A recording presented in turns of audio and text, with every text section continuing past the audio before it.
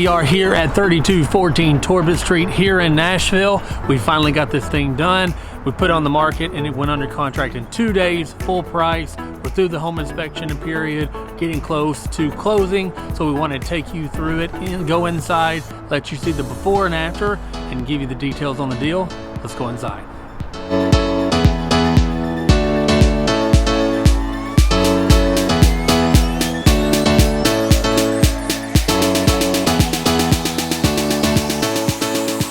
All right, so we are inside, and let's go back to the beginning. In the beginning, we bought this for $230,000. We had $3,000 in closing costs to buy the property, and we had a $5,000 wholesaler fee, if you will, to the one that brought us the deal, because remember, we like to take care of those who take care of us. So we were all in at around $238,000. From there, we decided we wanted to start fresh in the kitchen. So we went and we ripped it out completely. And what that allowed us to do is start all over and really find a way to maximize the space, because it is a small living area and it is a small kitchen. So we had to decide what we wanted to do to maximize everything that we had. All right, so we are here in the kitchen, and this is by far where we spent most of our money, between the kitchen and the master bath, which we'll see in just a minute.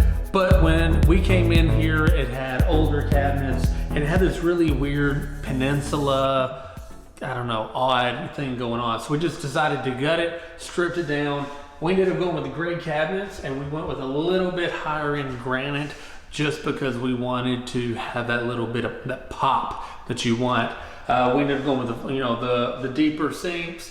We went with the subway tile all across the top. And more importantly, we ultimately decided not to put what they call uppers, which is the top part of cabinets, because whenever you have a small space like this, you have to maximize what you have and not make it feel cramped. By opening that up, putting these floating shelves, it really gave it that really nice look, and it still gave us room to put the island in here to give you all the counter space that you needed.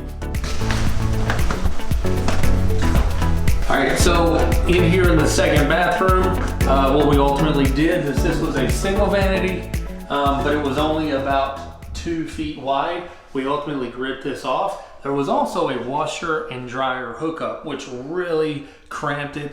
We knew we had one already downstairs, so we decided let's just take that out altogether, and it allowed us to have a 4-foot vanity. We did leave the tub because everything was working properly. We just put a new toilet, we redid the floors, and it gave an entire new life to the second bathroom. All right, so we are here in the master, and ultimately what we decided to do with this, we decided to go with carpet. It was a little bit wavy, a little much to put hardwood floors or any kind of laminate, and so we just decided to go with a nice carpet with a big thick pad, and it really just give it what it needed in here. Now, in the master bathroom, this is where I always geek out. We ended up going here, again, this is to save space. We have the door, that way you can shut it if you wanted to. And same thing on the his and hers closet. It just gives you, it's a way that looks nice, but gives you more room. Now, in here, ultimately we kind of started all over. There used to be a tub on this side. Nobody uses tubs anymore. Well, very few people use tubs anymore. And we knew that if we ripped that out and started back over, we could give a new life to this bathroom as well. So we pulled it out, we changed the vanity, we put a double sink here. We moved the toilet onto this side as opposed to over here. And we ended up putting this huge 7-foot shower in. Now, one thing that we did here was, this thing's massive, it's 7 foot. That way when people walk in, they absolutely fall in love with it. The problem with the 7-foot shower is when you put a bench on one side, you're 6 foot away from the shower head. So we went ahead and spent a little bit extra money, and we put the waterfall type head and put it right in the middle. That way it's just a nice, clean experience with that. And so in here we spent probably at least 15 to 20,000. So between here and the kitchen, really was about 60% of our budget. We spent about $60,000 altogether on this property. So all in, we're right at, I think right at $300,000.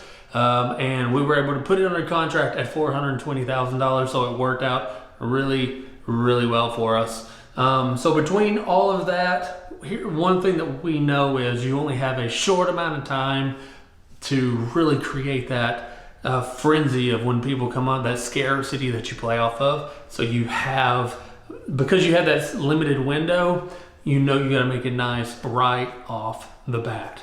So love this area, love how it turned out, love the new floors that went in it, and the only thing left was the floors and the downstairs. Okay, so we are downstairs, and thankfully we didn't have to do a ton of that. We did change out what was the carpet in there with the new carpet.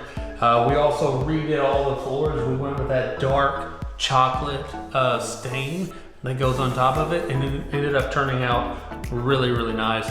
The reason why we love down here, even though it was a little bit low, you have a sink, you have a bathroom, you have a washer and dryer, and you have an exterior entrance. That way, whoever lives here, if they ever wanted to, they could convert this into an apartment or an Airbnb, and it brings in income for whoever wanted to be here if they wanted, or they could bring in somebody downstairs as an apartment. So we didn't have to spend a ton down here, but we knew we had to address it.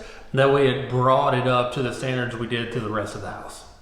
All right, so all in all, this ended up to being a really good flip for us. So the purchase was $230,000, plus we had another $8,000 in fees, so we were in about $238,000. We spent right around $60,000 on the renovation. So it's putting us right around that 300 and just above the 300 mark.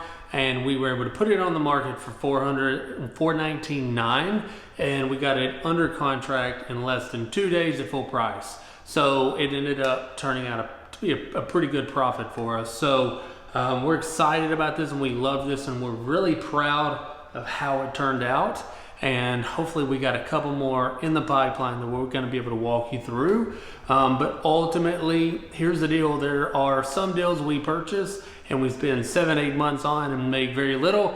Other times you get in there and it works out wonderful. And at the end of the day, you just got to keep pushing, you got to keep grinding, and you got to create those systems, put those systems in place that you can ultimately make that magic happen. So anyway, thank you for joining us on this one, and we love you. Until next time, go make some magic happen.